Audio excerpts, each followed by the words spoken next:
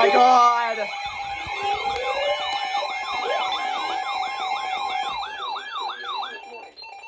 What flooding caused by an ice jam continues? Where portions of west central and western Pennsylvania, including the following counties: in west central Pennsylvania, Butler; in western Pennsylvania, Beaver and Lawrence. When? Until 8:30 a.m. Friday.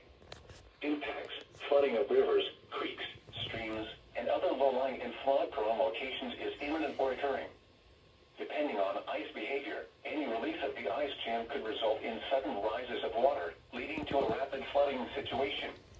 Additional details: at 1:34 a.m., emergency management reported an ice jam near the warned area. Flooding is ongoing or expected to begin shortly.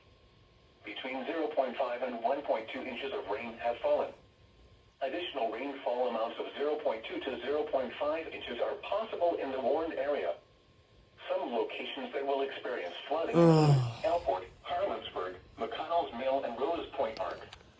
http://www.weather.gov/safety/flood turnaround. Don't drown when encountering flooded roads. Most flood deaths occur in vehicles. Be especially cautious at night when it is harder to recognize the dangers of flooding.